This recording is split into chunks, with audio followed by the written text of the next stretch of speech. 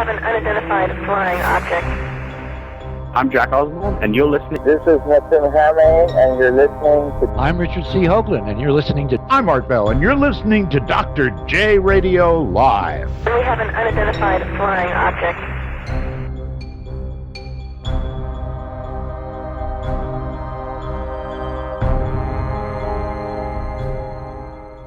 We have a very special guest today because he is an experiencer, and he's going to talk about his experience in length for the very first time. He's called into other shows. You guys might have heard him, and this is why it's important. Disclosure is in your hands, everybody. Anybody who's listening or watching this, remember, it's your responsibility. If you have a story, if you've seen something, get it out there. Let me tell you a little bit about Chris. He's 43 years old, lives in Oregon, and he's married with 3 children. Obviously, he was raised there as well, and he graduated Oregon City High School in 1990, so quite some time ago. I was in 97. Anyway, he is a UFO experience. As I said, his name is Chris Brown, and he is here with us today. Chris, welcome to the show. Hi, how you doing? It's good to be back. Yes, it's a pleasure to have you. And actually, the last time you were on, it was with that special edition we had with Adam. I hope everybody out there got a chance to see that. But today we're focusing on Chris's encounter. I want to take it back, and I'm for everybody out there. I haven't done this with Chris before, so keep that in mind. That I want to do this as cold as possible. Chris, go ahead and tell me go back to the time what occurred and when did it start? That's what I want to know. When and where? Give us the setting. Well, this went back in the summer of 2011 of August, just right going on. So fairly recently. Well, it's almost the before-year encounter here in 4 days from the 18th on August was the first encounter. It was at I actually went and took a nap. Was in the evening time. I ended up getting up until later on. It was probably I would say 8:50 p.m. probably. This is at your house. At my house, right? yeah. In Oregon, yep, in August 14th or August 18th, 2011, almost 4 years ago. Okay. So you just woke up from a nap. Yep, just woke up from a nap, and so what had happened was I had went and I had to go out and do my nightly watering, and when I pulled out the hose, did my back little garden thing, and pull out the front, go do the front part. Well, I had put a bunch of weed killer and stuff. I did a bunch of yard work that day, and it was probably around 9 o'clock straight up by the time I got to the front area. And when I did, I pulled my hose out into the road because I had to stretch out the kinks because it was really long, and when I got out, I noticed some lights out in there. It had fields all around me, and I really didn't I just didn't really take it in. They thought maybe they were the part of the neighborhood that's connected next to the side of the to the field there. And I just really didn't take it in. I kind of really wasn't. It was one of those things where I was sitting. Lights were kind of the sun was going down at that time, but it was still kind of light, so it just wasn't anything that really just sat out in my mind. And so what had happened was I pulled back the hose. I didn't really think about it much, and watered my second half of my yard for probably about 20 minutes, And it was, they just it was at that point in time where the sun was going down fairly fast then. Uh-huh. And so when I had pulled it back out, because I had to stretch it out again, and it was visibly, I could see in the field there was this huge glass dome that if that's all I could just see with this was this huge glass dome, like a bubble, which is like behind the trees. I was just such shock. I grabbed the hose and I just threw it out, and in the try to make it in the yard and in my yard. I don't know if I did, but anyway, and gosh, the town was so dead, and I just was I was just oh my gosh, just kind of just sitting in there in shock, wondering if this was even happening. 9 o'clock is when I kind of seen it, but it wasn't until 9:20 when I had discovered it.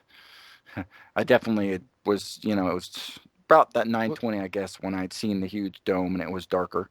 Yeah, Now, PM. okay. Now you said dome. Yeah, And yeah, it was just, describe the rest like literally to a T, so everyone out there listening it can paint a was. picture of it. Oh, it was like it was like the Jetsons. That's really what you do is you think of like the Jetsons when they have all their little dome things on top of their little space vehicles that's flying around. And Would you compare it to the sports model from yeah, way well, back somewhere? no, because he never showed really the glass dome. This was very Okay, so diamond looking. there was okay. So that's what I'm asking. So was there glass?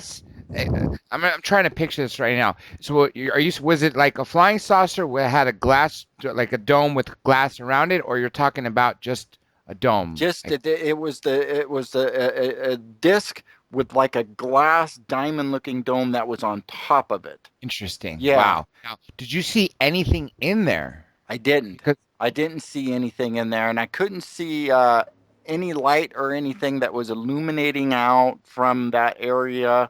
Really, it was just all I could just see was just it was very transparent. now Um, this time of year is it's dark at the time, and we're actually recording fairly close as we speak to the time this actually happened. You said it was 8:50 p.m. It's almost that time as we speak. So you're saying that literally it was dark, and you're seeing this in your well, in your backyard essentially. yeah, basically, I was living. The town that I was living in was just a small town. I recently moved, but it was a small town, population of 2,800 people. This is in Sublimity, Oregon, which is about 15 miles outside of Salem, the capital, about 55 miles outside of Portland. And so it was just a nothing of a town. It was just a basically neighborhoods, two neighborhoods right across the street from each other, surrounded by nothing but all fields. And so there was another town that's connected to it, but it's Staten, and it's got stores and stuff like this. But it's, I guess, probably maybe about, I don't know, 10,000 people. It's a bit bigger, quite a bit bigger, but it's not real big still. But the town that I was just very small, so it was just had fields all around us, and but when that's all I seen was, like I said, but I could see the lights kind of underneath the glass dome kind of going around. I could see that was obviously it was some type of disc. It was whatever. I could see like blue and red lights kind of going counterclockwise from each other, like they were like blinking, kind of seemed, and through the trees. And I really didn't get the whole size.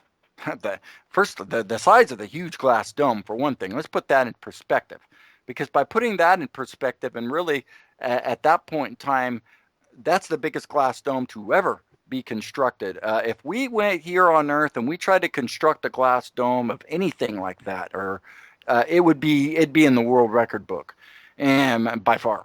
And so that was amazing in itself. So anyway, anyways, kind of getting off pattern here, off topic of the encounter. So anyway, so here I see this thing sitting in the middle. I'm just whoa, and so I grabbed my hose and I threw it, and like At it?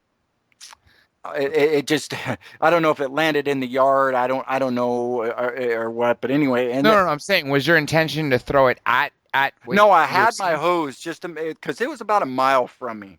The Okay. the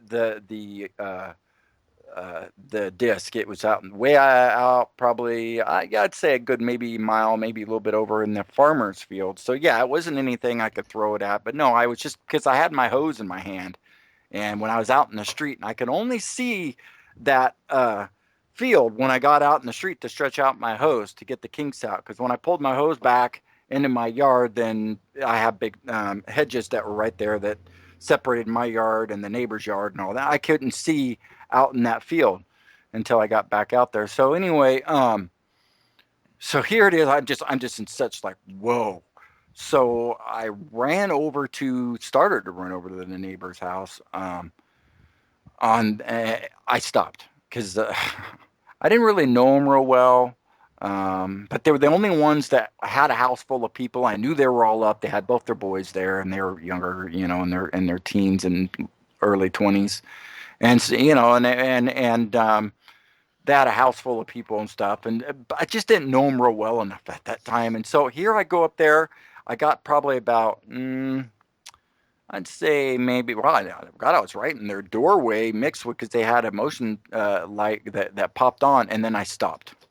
And I said, they aren't going to believe me. They're going to think I'm crazy. Here they have a group full of people, and I'm going to go banging on that door. Oh, you got to get out here. You got to see. Gee, they're going to look at me like, what. So I stopped. And Uh-huh. I just went back to the road, and there it was just still sitting there. And then that's when I just, for a quick second, it pulsated, or felt like if I was going down a roller coaster really super fast, and I had that feeling of the belly, you get the willies in your belly, and then the kind of a warm feeling kind of in my, just lower loins, and then things kind of look purplish and bluish for color, and then it's just, my things were really blurry, they look all blurry at the same time, like if I was grabbing on something that was shaking really super hard, and that was vibrating, and that was it was all like all those feelings all in one, and it was really scary.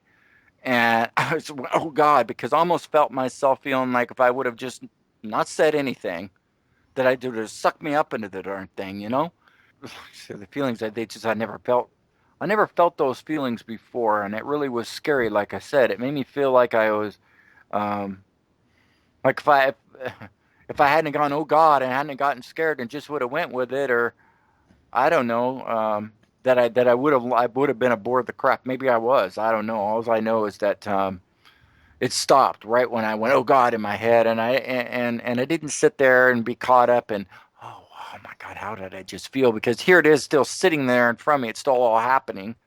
So then that is when I remember, oh, I got my iPod. So I went and I tried to run down to get as closer to it, which the light. Street light right above my house there, right above my driveway. It was always burned out right on that neighborhood, and they never went in there and fixed it. Every now and then it would pop on a weird thing, but then it just never went on. But anyway, I ran down about 50 yards or 50 feet or whatever down to the stop sign where there was two lights and all that there, to hope to try to get a better uh, light and try to record it, right? So Uh-huh. so I run down there and trying to get this thing figured out. First, I had just got I'd had the iPod for a while, but I really didn't know the settings to go to, right? Just bam, bam, bam. And everything was still kind of, okay, where do I go thing? And so, and I was shaking so hard, and I was trying just not to shake. And so I ended up going and gosh, I actually put the thing on the ground, on the concrete, with the lights, trying to go through the thing, hold my one hand with my other hand to get it in place. Once I did try to find this, it just thought I could find the right setting, and I didn't.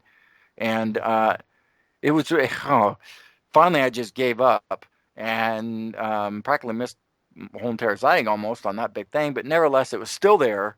So then I went, when I stopped and I looked up and I noticed it, well, it looked like probably on my judge, it floated back and forth, I'd say 30 feet. And then on the third time, it went east toward the mountain. And then that is when, I mean, it was so big already, the glass dome. I mean, that was big. I mean, it took up one of the whole outline of trees you see on the Open Minds report and the MUFON and all that. But when it kept going, when it floated away, I mean, it just kept going and going and going, the whole size of it. That is when I could just see that was the most breathtaking thing there, is the size of it, because that's a major field. That's a huge field. I mean, there's that neighborhood, but then behind that neighborhood, that's not real big. But then behind the neighborhood, it's just a big field. And that field goes for miles. Now, I've never been back behind those trees to know that there was I didn't even know there was a valley there, because you can't see it.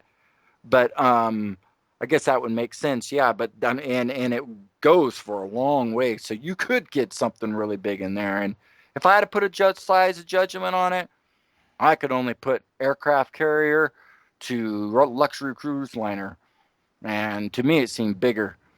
And I see it like a mile size. It seemed as crazy as it is. So it didn't feel man-made at all. The size of it, the huge glass diamond dome. Yeah, obviously it wasn't exotic military, so it wasn't an alien reproduction vehicle either, is what I'm saying, right? You clearly think this was something out of this world, literally. I do. Right. I truly do that.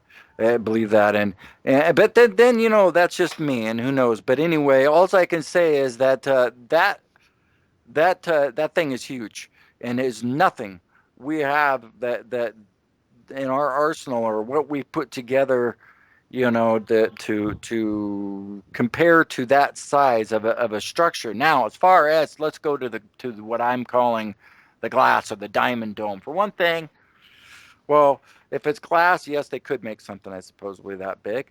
But if it's diamond, well, it looked like a diamond. Okay, the way the moon was reflecting off of it, it really had that diamond look. It had that rainbowish kind of look, and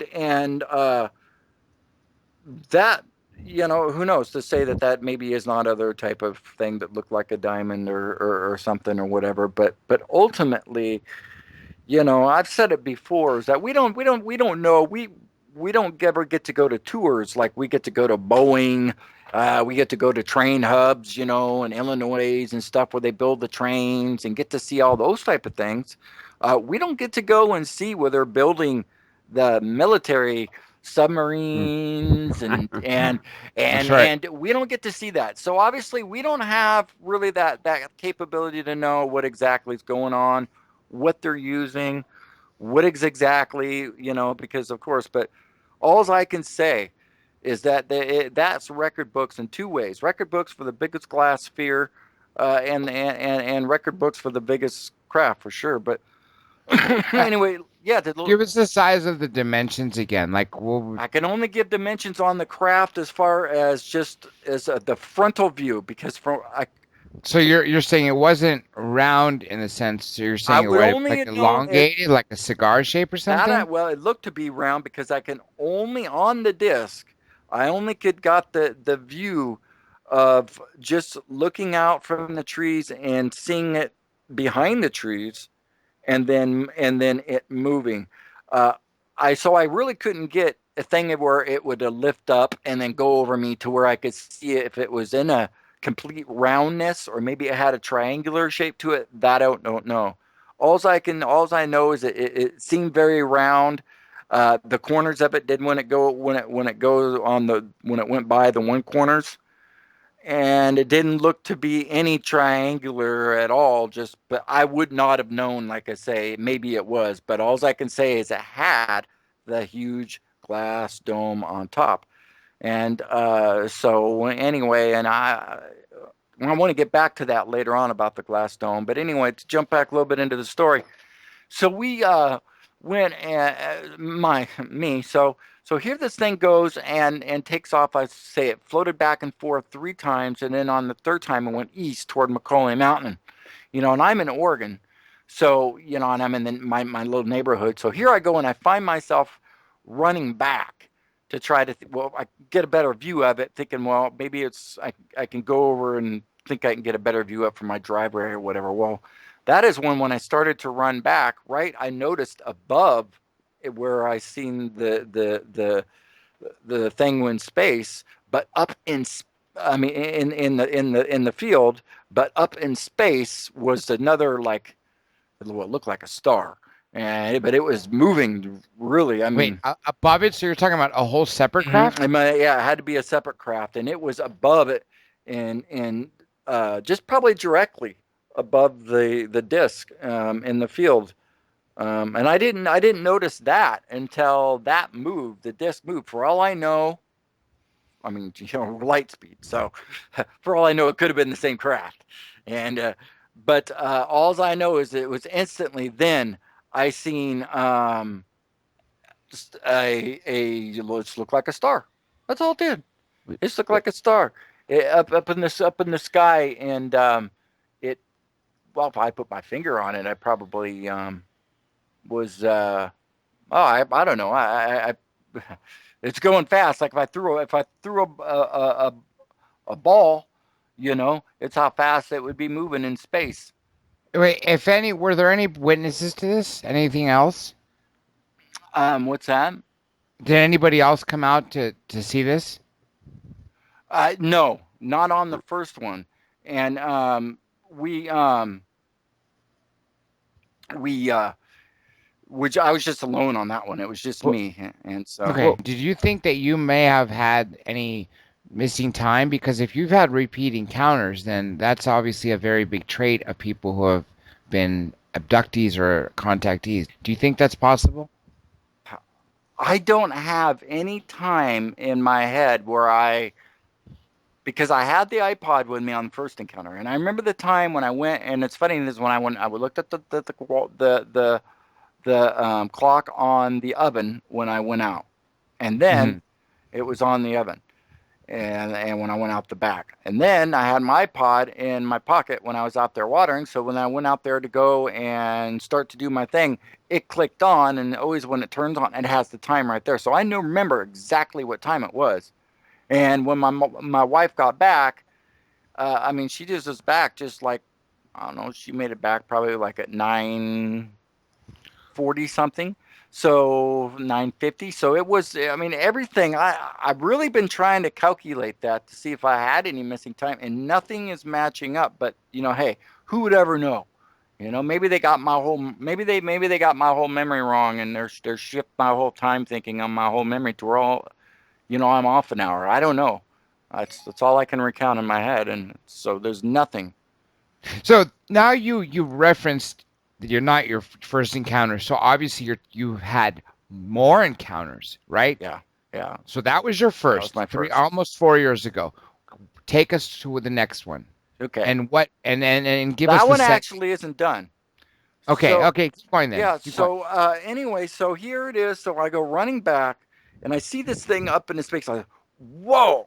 As I see, and that is so. Then that's when I start running back to my driveway.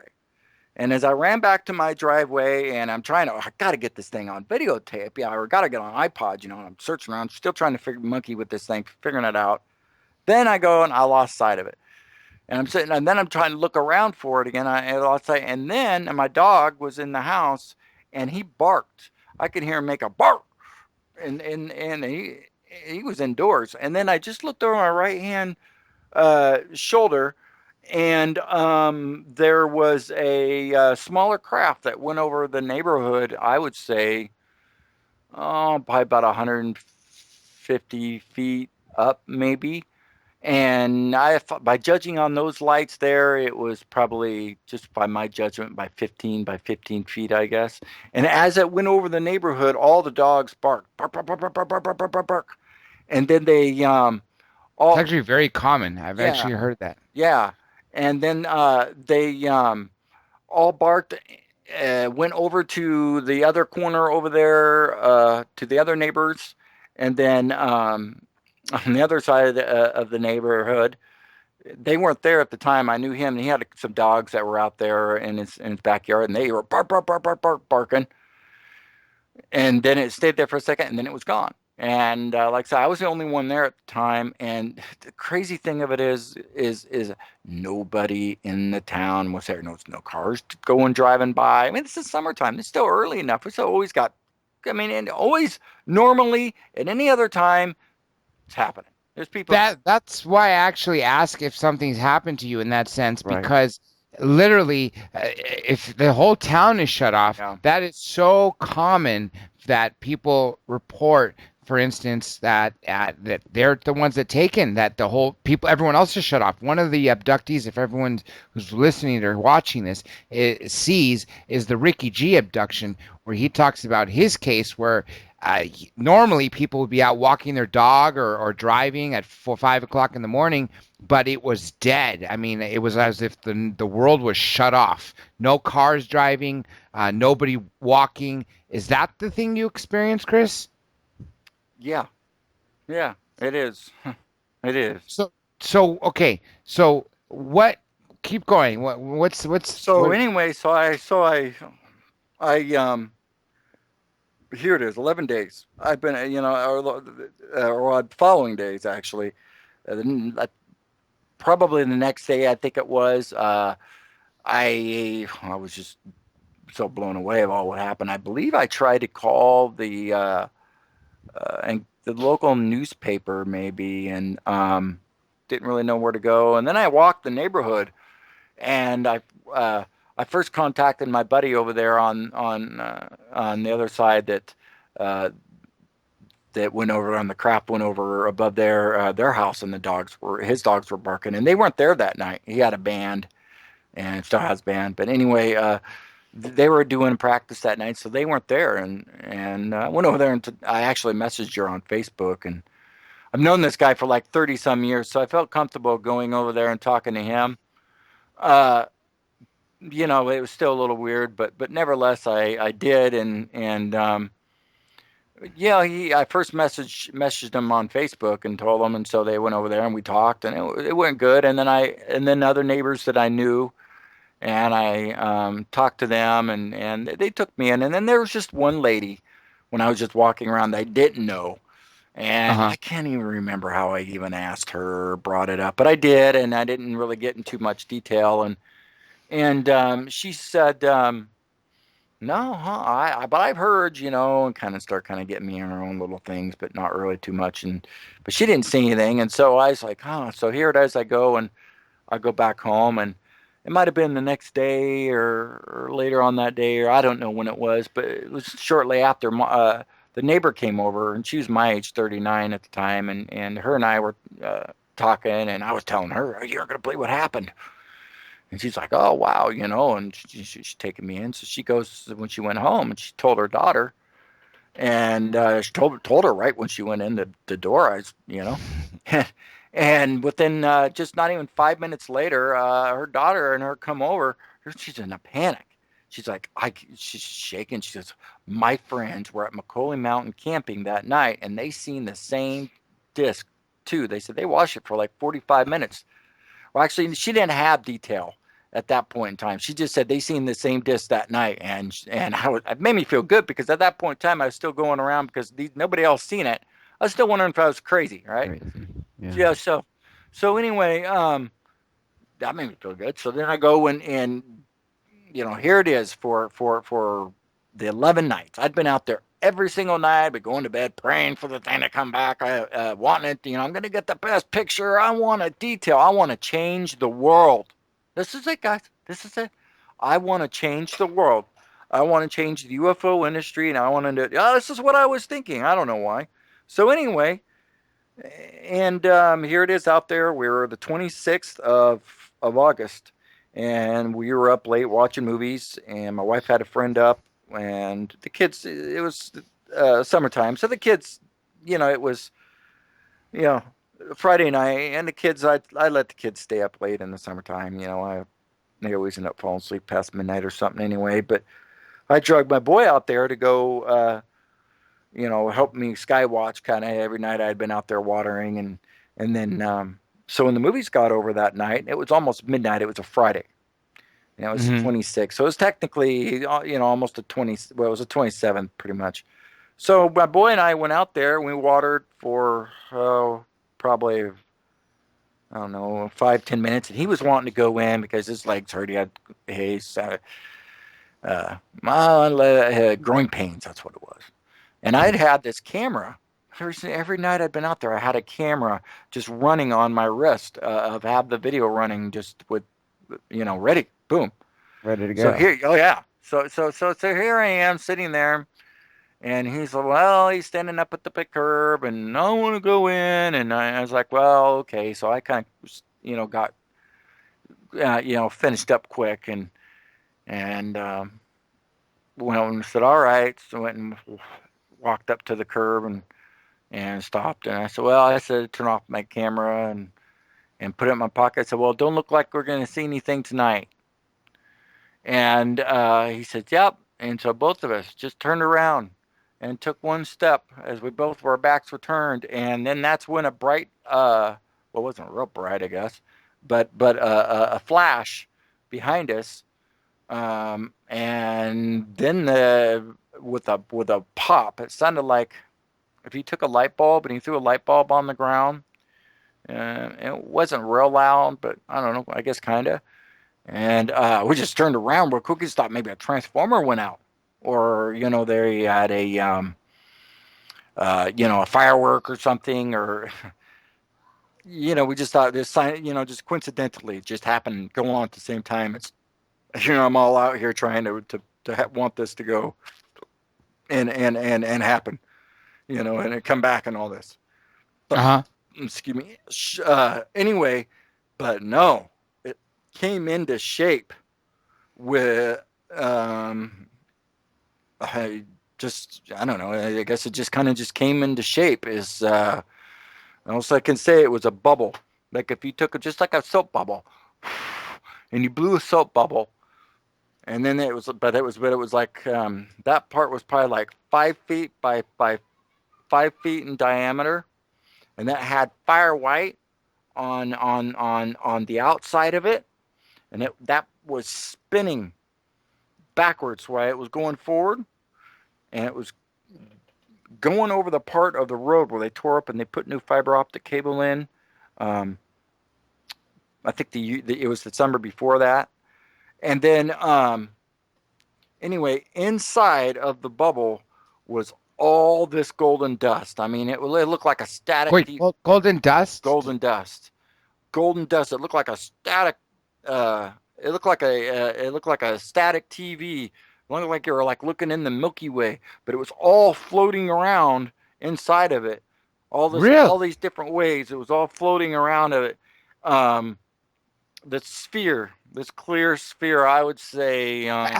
Just now, how big was this sphere? Yeah, tell us. I'd say it's about size of a beach ball. And so you're seeing gold static like in every direction, every or was direction, it just floating around. It wasn't free, just horizontal or wasn't just going vertical. Horizontal. Wasn't all going in one direction. Wasn't all going in just a circular one pattern. It was all going in a all different directions, just floating abundantly in there, just as if it was own free will, just floating in there, just all around this sphere, like I say. And if I had to put the sphere, it would look like a diamond to me. If I had to put that size, it would be a beach ball, maybe a little bit smaller than a beach ball, maybe about the size of a basketball, a little bit bigger. And it had a red glow in the middle of it. And before we looked at it like thinking it was like a stone within a stone, but it wasn't until it got it was only 6 feet away from us. So I could have touched it. Really? We could see perfectly inside of it. We could see perfectly inside feet? of it. 6 feet. And 6 feet away from you, literally. So what did you think to maybe go up to it or anything like that? Oh no, I was so captivated. I was just so captivated. This thing's sitting right by me, almost like a deer, right? Just focused, I just spread focused. on it. Right? I knew what that UFO was right away. There's the days before to get out my. I mean, not right away. Let me ask you this: did you feel anything like anything in your? No, not heat. I'm talking about any messages, any emotions, anything come to you when you're looking at this? No, but time slowed down. Time. In what sense? Yeah, time slowed down because it just was like such like. I mean, it seemed like it lasted forever, kind of in the saying, and not forever. It just was like. I know it only lasted in my thing probably about, I'd say, the whole thing probably, 8 seconds, maybe 7 to 8 seconds. But it really seemed a lot longer than that in the sense where you're kind of just, yeah. So, but it was only 6 feet away from us anyway, but it wasn't till we went and it was spinning, and it was making a chopping noise as it was, like I say, spinning backwards while it was going forward, and you could see on the bottom of the bubble, it was like sucking the power from within or arcing off of the road, and you could see it was pulling electrical charge from the wires from underneath the road from the fiber optic cable. And then it went over about spun away from us about 12 feet away, and then that's where we could see that the red glow in the middle was in a red teardrop. It was a red teardrop shape, some type of glowing red liquid. And went 12 feet from us, and then it sat there and it spun for, I don't know, I guess a couple, 4 more seconds. Like, here, hello, get a picture. But gosh, we're just in such exactly. you know? And there's nothing in our head about picture at that point in time. We're just like just so captivated.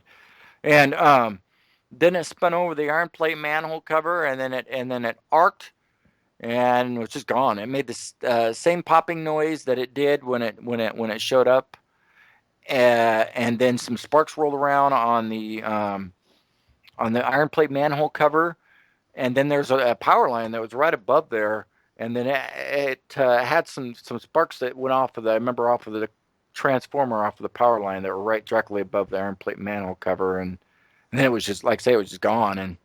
And right at that time, my wife's friend comes out, and we thought, oh, well, she's seen it too. Well, she was just getting ready to leave, and oh man, we were just so captivated. I can't remember what I said to her, and so she got in their car and took off. While she was getting in her car and taking off, the neighbor girl comes home right at the same time. She's passing her. Is this the same neighbor? This is the neighbor girl that had her friend see it up at the mountain. And so I'm like, oh my gosh, you aren't going to believe it. You're going to just happen again. And her and I are talking, and Colton's, my boy's still out there with me. And so her and I were talking, and that's when I asked her. I said, well, did you hear any more from your friends? And she said, well, yeah, actually I did. And then that's when she told me that they had watched it for 45 minutes, and that they had went and tried to get video, but they couldn't get video of it. For some reason they couldn't get it. The camera wouldn't work. And then they just got scared and went home. And she said, yeah, they watched it for 45 minutes. And so who knows, maybe they were abducted. But anyway, yeah, they were younger kids. Anyway, so I was like, oh, wow. So as her and I were sitting there and talking, this streak goes front of her and I. And I mean, from maybe to the normal person, you might have thought it was a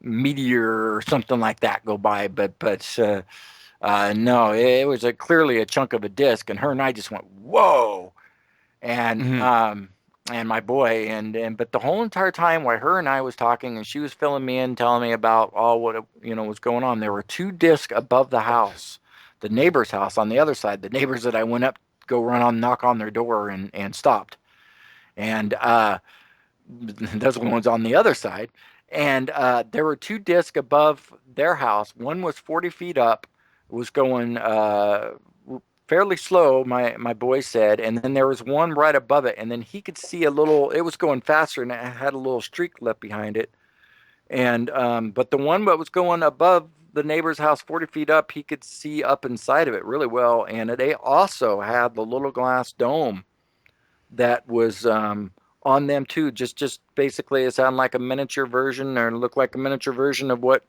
I had seen 11 days before with the huge disc in the field with this. So it was only 11 days apart, and now this is all again in 2011, right? Yeah. Now, how many encounters have you had total? Just those 2. Mm-hmm. Now, were you a skeptic prior to that? Or were you open-minded? Always open-minded.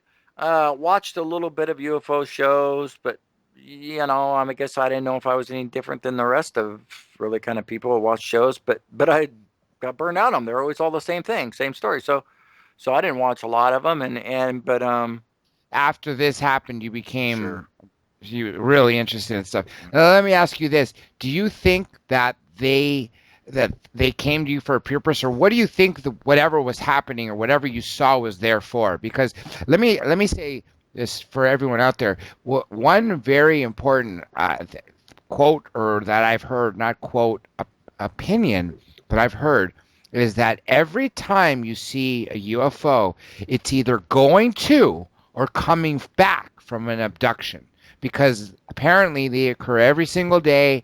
And if this Roper poll is accurate, 1 in 40 people have been taken. So do you think it was going to or coming from something, or do you think it literally was just coming to you? That's the big mystery right there. I'm at this point in time, I really just don't know. I'm hoping it's going for the other people and not for me. But well, I guess from the way that from all what it looks like it is, maybe it really was coming after me. So um, I don't know. You know, it's a scary thing for me. I'm not. I'm scared. I'm scared. And in a sense where I hope that I haven't, you know, been abducted and all these horrible maybe things that have happened to me and they blocked out my head. And but who Well, knows? we actually we're going to be joined here by Kaiser, who's a really cool listener, is an Ah, exclusive guy, very nice guy. And he's got a question for you. Kaiser, welcome to Dr. J Radio Live. I know you got something to ask for Chris. Go ahead. Oh, of course, Dr. J. Thank you for bringing me in. hi I Kaiser. have. Hey, how's it going, Chris? Hey, I have heard his story a few times. He is never varied, just like Travis Walsh from his original story. Yeah, and I can Yeah. tell from his emotion that he's obviously, this stuff. He doesn't make this up. He doesn't want publicity. You don't see him selling books or anything like No, that. he's You know, not. I had to drag him to tell this story and say you got to tell this and we got to put this out there. So go ahead and ask your question. My only question is, in all honesty, when he puts this stuff out there, I feel his soul hurt because he knows stuff in his mind that he's probably repressing. I'm wondering, has he ever thought about going under, you know, some regression therapy to find out the big picture? And I'm coming to this very clear as a former, I have a long history of things that I do. But I can, it's like an old movie. I can smell a lie like a fart in a car. And Chris Brown has never shown that. And I just want to know, I think there may be more to it. And he may be regressing it. Has he ever thought about getting into thinking deeper? Yeah, Chris, have you thought about that? Have you thought about maybe meeting someone like Yvonne Smith or who can regress you and maybe see if something happened that's in your subconscious that's not in your conscious memory? Well, that has been something that's been checked out. I don't know if I believe in it, but I have checked it out because I've you know, I mean, I guess if it's something that can help, but I just, you know, it's all in money really, and where people are at, yeah, but I have thought about that. Really the biggest thing of it is, guys, is like, just as I kind of said earlier, I'd be like, it's been such a stressful thing for me now that I feel like if I found out any more, I was asking, do you think it's possible that you were possibly taken or anything like that? Like, what are your speculations of what may have happened? And then the second part of the question is your theories in general. What do you think? You know, was this a machine with beings in it, or just one of their robotic things? Yeah. I mean, or maybe a spiritual thing. My speculation is my thing is I don't think that I was, and I think that this whole thing was in the sense of the orb came down was like a probe. It was a probe that came was coming down and looking stuff. And ultimately giving me a message, because you know when that thing came, it was I can't say how much it was showing us in the middle of this whole entire thing, because only the power was coming from and all from underneath it, just on that bottom area. All above that area was just clear as I'm looking at my high definition TV, as clear as we could see in that, and my boy too. And so now how old was your boy? He was 9.5 at the time. Wow. And so I didn't know about Bob Lazar. I didn't know Bob Lazar's name. I knew the story. I knew the face, I guess, maybe just because it'd been, you know, kind of everywhere. Sure. Yeah. but I just didn't know the details on all what he had talked about. And then we but like I say, it was like it was going there, and it was showing this technology in the sense where, I mean, after we seen it, I just got a real easy sense of how this technology worked. And you know, after it was the next day, because that come after went and after they went by, and the thing went shooting away, and we ran inside the house, and of course the next day, I was back not knowing where to go. Who do I go? Where do I talk to? Not thinking, nothing in what was in my head right there, anything to do with science, nothing to do with, oh my God, what do I mean, oh my God, what did I witness? But it wasn't in the sense of, I just wasn't grasping the whole big picture, the big, huge picture. I was just grasping a, wow, this is what happened to me. So finally I went, and because I was part of Vaughn Live and Justin TV, I always go on, and they had a little chat thing there, and I popped into a buddy of mine after the encounter. Minutes later, he was on late at night, and he was cross country, so it was in the morning for him. And I just chimed into him exactly what happened. He's like, oh wow. So anyway, nevertheless, actually it was him that told me, because I didn't know where to go, and it was him, I think, that told me about the MUFON. So it was on the weekend when that had happened. So I think it was Monday or Tuesday. No, Monday, I think, is when I called MUFON. And then MUFON came over the following morning. And I remember on the phone, when I was sitting there talking to him, and he just was, like taking me in as much as he could. But when let me ask you Sure. something. I received a picture from Danny here. Yeah. Is this what your boy saw? What you're exactly? Yeah, it's That's it? those are his drawings. Yeah, some of them. Let's see. I'm gonna go scroll up here. But yeah, those are a couple of his drawings, the ones that he made, and yeah, the And last he one. actually made a description. This was of an orb Uh-huh. that me and my dad Mhm. saw, and it was pulling from the power line. Wow. Do you mind if we use this picture for this interview? Sure. Yeah. We'd absolutely be honored to. Thing with him where he doesn't ever really like to talk about it, and now he almost kind of talks into his senses. Is he's bothered by it because I'm going on about it maybe too much, and now it's bothering him, or now we're here, he's still part of it, but yet he's like, oh, here comes Dad, he's got to go on it again. But then I have to quickly remind him, well, you're part of it too. And then yeah, I know. And but yeah, he will. He just Look, I was gonna say, well, Kaiser has a question. If you're wondering, I'll go for it real quick. Go ahead, Kaiser. Okay. Problem. No problem. Hey, Chris, yeah. your words have never varied from anything. Trust me. Mm-hmm. There's a saying in court that the most least reliable witness is the eyewitness. Okay, your eyewitness testimony has never faltered. Mm-hmm. You would be very reliable, and I have to tell you, much respect to you. There is something that I think Dr. J and everybody else are hearing tonight, that they can go look all the history up. You've been very open and upfront. Mm-hmm. All the history, yeah. And, I appreciate everything you've said too, Kaiser. I appreciate it all. It means a lot to me.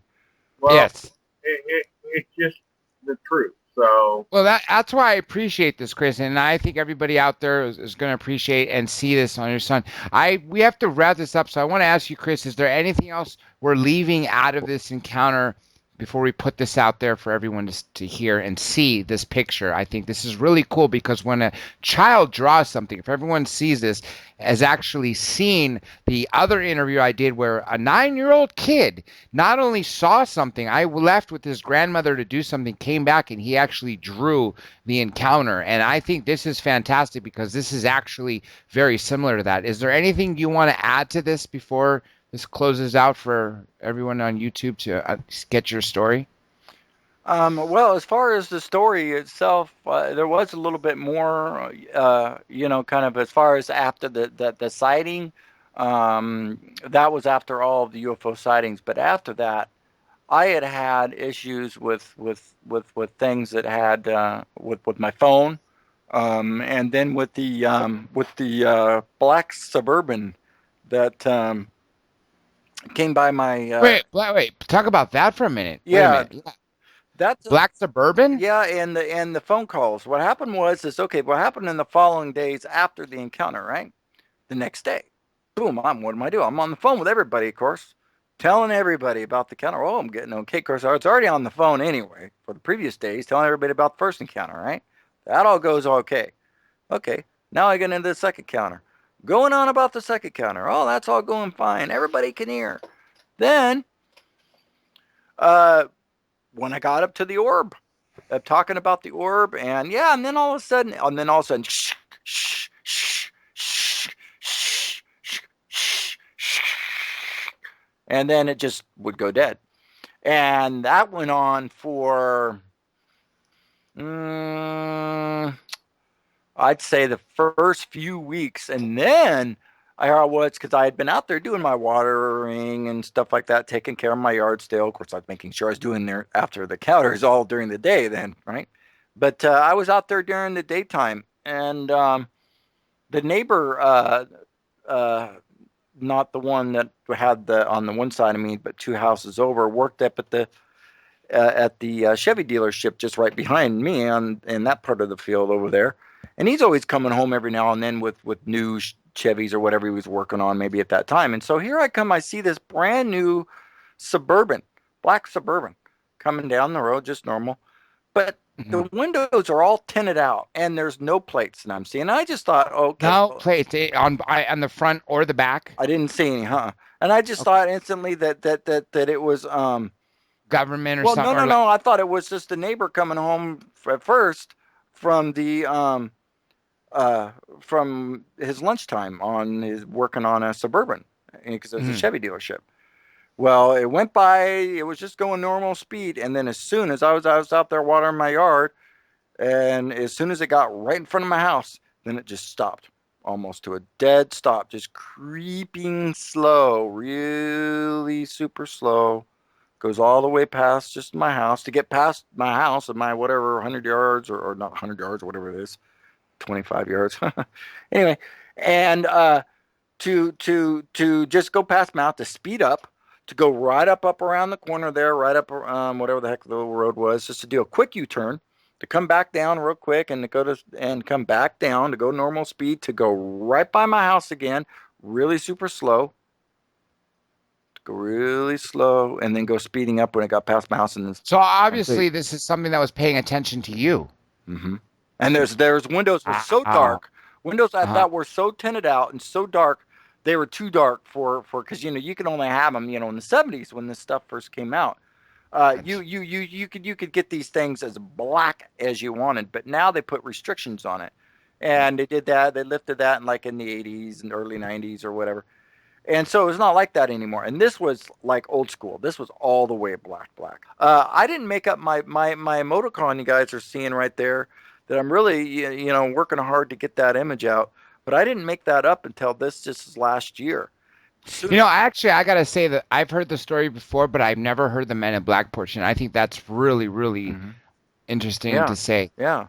And the fact that you were investigated by MUFON and Open Minds. Yeah, and like I say, Open Minds. I reached out to him beforehand before he'd even made out the emoticon, my little picture I made, and then as soon as I made that, it was probably just a week later. I got the message from them that said, "Oh, we're sorry we didn't get your message. We'd love to do it." And so then, boom, he hooked me up, and when he did that report. Was all as sucked. It took me that long to get my thing made, but it was all at the perfect timing, and I really have felt that it was almost UFO guided in this sense. Well, with that, Chris, I'm going to ask you if there's any final words you'd like to say to everyone out there? No. With that, let's call it out. I do have to say, if you look at my image, and then you want to go and look at the Ezekiel's image of what Ezekiel described in his dream. Yeah, the wheel within the wheel. Right? You will see the exact same thing. You're just going to see it in the Bible version, and in a 2015 version, and basically they're the same thing. And if you want to get to the crop circles, it's these orbs, crop circles with the. That's what they're saying is what they look like in that sense. Yeah, with the spinning of the grass, the bubble of the grass pattern. And the radiated ground with the soil seems to be tweaked, and there's so many different things, that like Nancy said it best. There's one thing is about my encounters. It connects with not this one thing that I've seen. It's many things that it connects with. So I am I'm maybe a little bit arrogant about it, but I am the real deal.